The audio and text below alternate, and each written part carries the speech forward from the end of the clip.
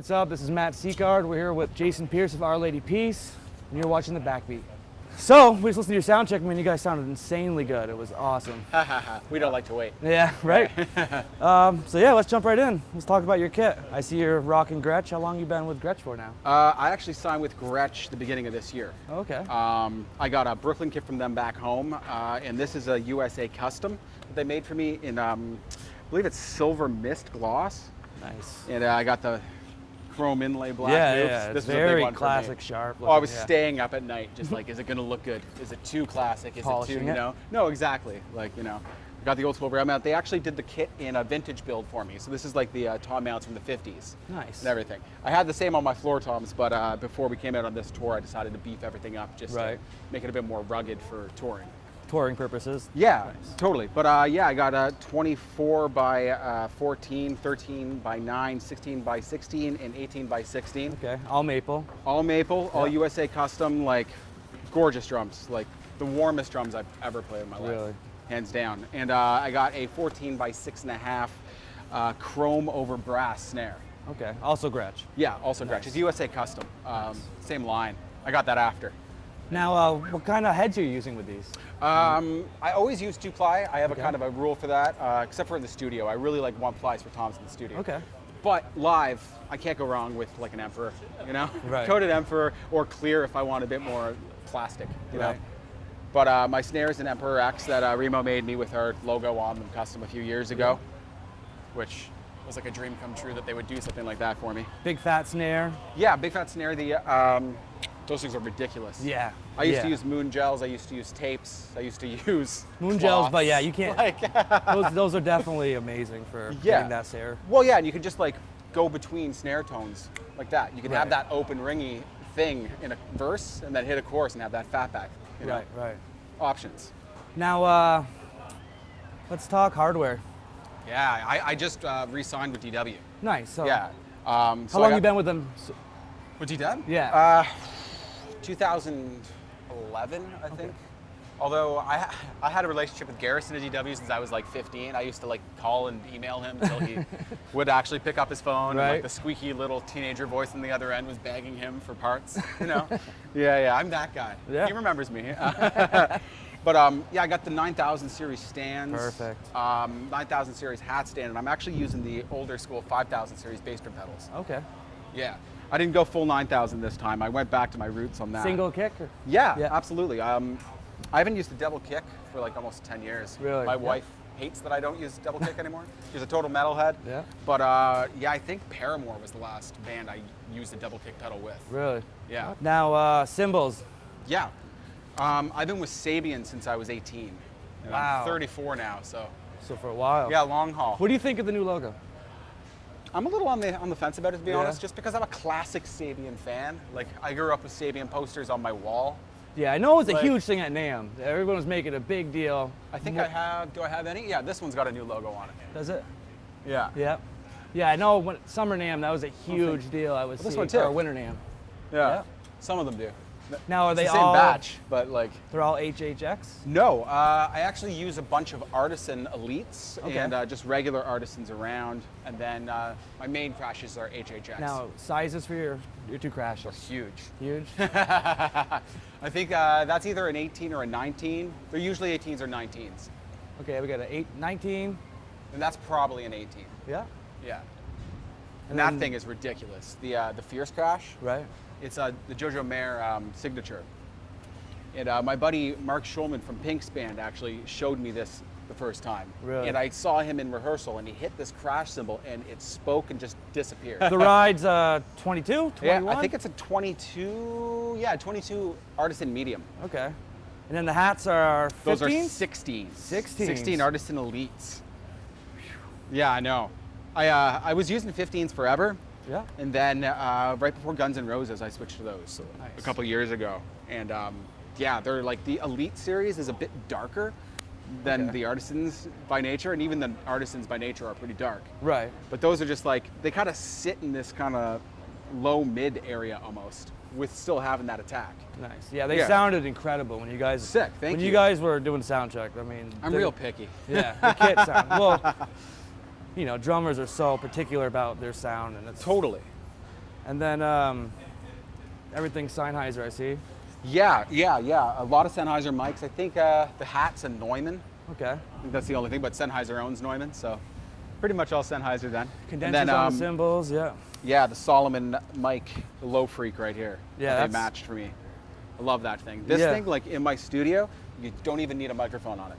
Really? This, you'll get your attack, but you also get a note from the drum, and not just like kind of what that old NS10 sub kit And that was feeling custom made, correct? Yeah, this was custom made for this kit. And what was this? What was the name of the company? Solomon mic. Solomon It's mics. called a Low Freak. Oh, okay. Yeah, they're awesome.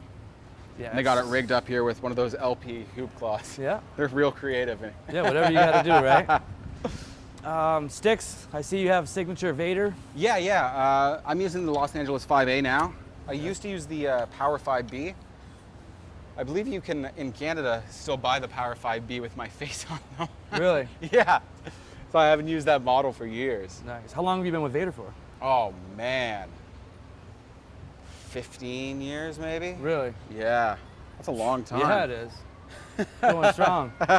So yeah, we were all kind of drooling over this setup. You want to explain what's going on with this whole thing?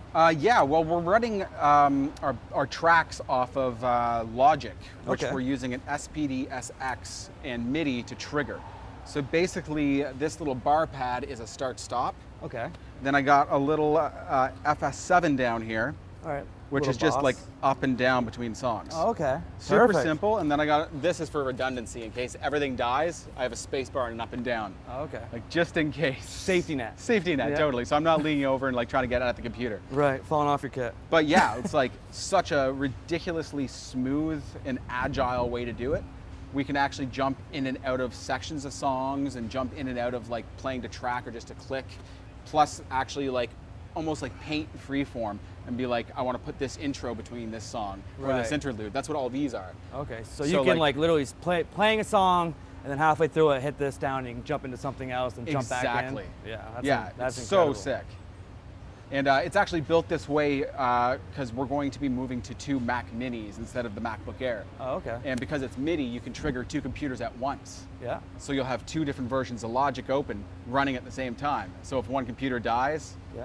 the other one kicks in. Oh, perfect. Yeah, so it's so slick. So you're running everything basically for the in-ears for the guys. Yeah. In-ears? Who do you use for in-ears? I'm with JH Audio. I've been with Okay. them for almost a decade, and I got a pair of Roxannes here, if I can get them undone, with silver sparkle faceplates and transparent black bodies. These things are ridiculous.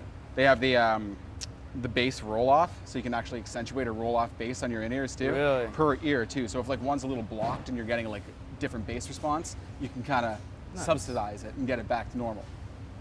That's impressive. It's amazing. Yeah. Seriously, the best For in-ears. each one. Yeah. Plus they have the 4-pin multi-pin with lock, this cable. So you have to undo the lock Okay. to pull the 4-pin out. Oh. And it's an actual multi-lock, like a multi-pin, like a Socapex or something Right. like that. It's crazy. Yeah. Like technology. Right. So if anything ever happens and like you have an issue, you can still keep everything else. And Exactly. Yeah. Exactly. How many These songs guys? is this? Yeah. These I use for the intro of one song, Clumsy. Clumsy. Okay. Yeah. They hardly get used. One of these days I might move to having a pad up here. Right. But the other guys like to try to keep it more organic, so Yeah. I've kept I'm with that. Yeah. Yeah. You know, where you can. Nowadays it's hard though. Everywhere you No, can. totally. Well, and like playing outdoor festivals and like sheds and stuff like this, tuning is a huge thing. Right. These things drop so much. My tech changes my heads every 3 shows usually. Every 3 shows? Unless it's been like a real pounder and it needs to happen. Yeah.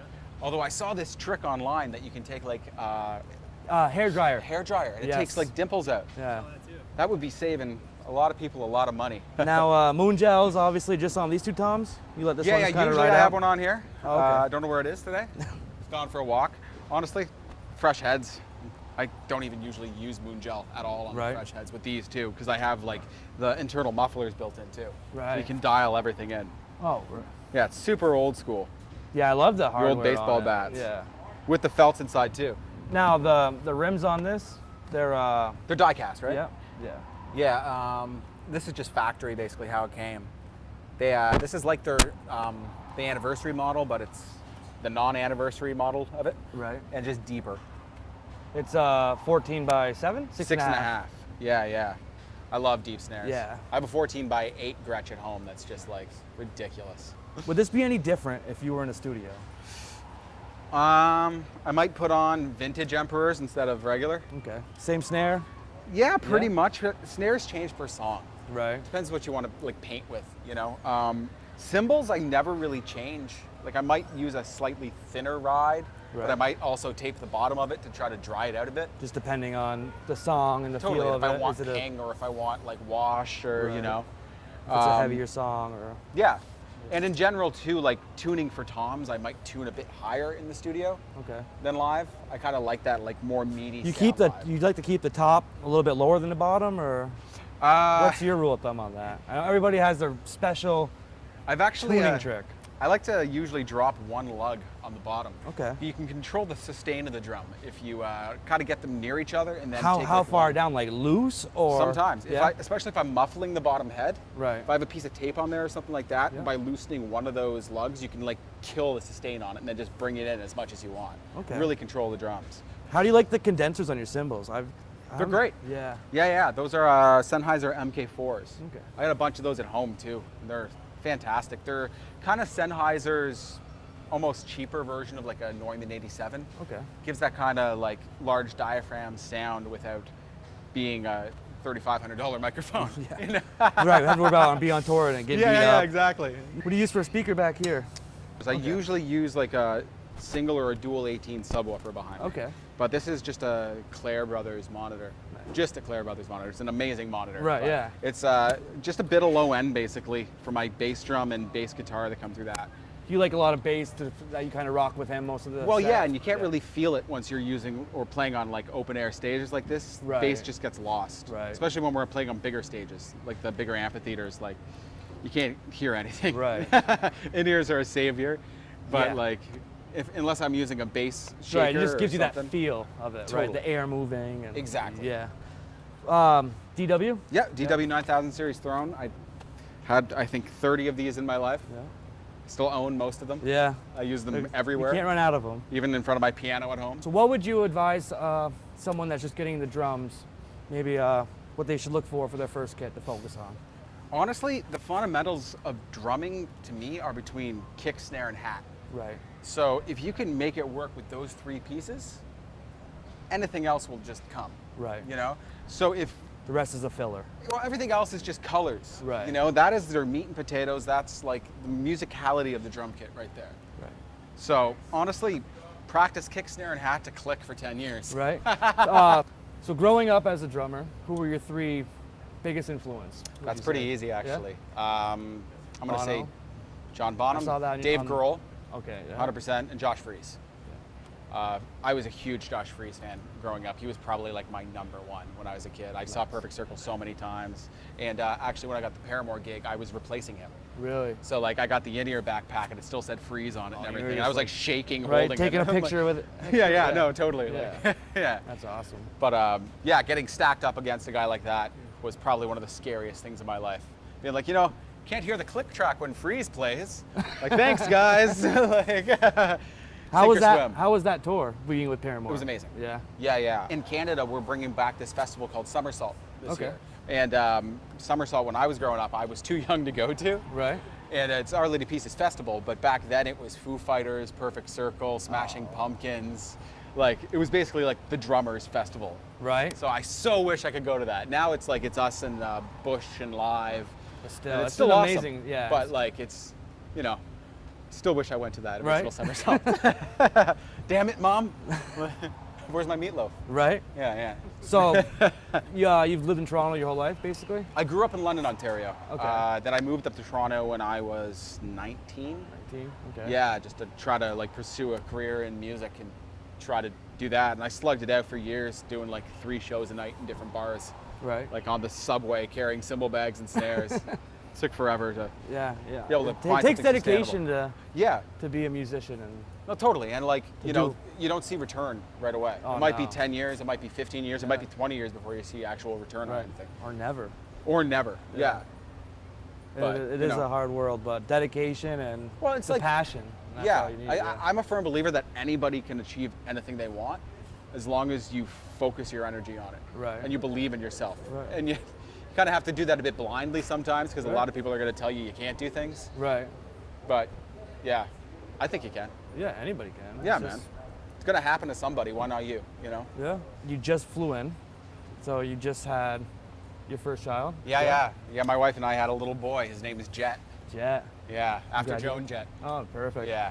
So was like 3 days old, 4 days He's old? 5 days old 5 right days now. old. Yeah, I'm that guy that just left home to go back on tour.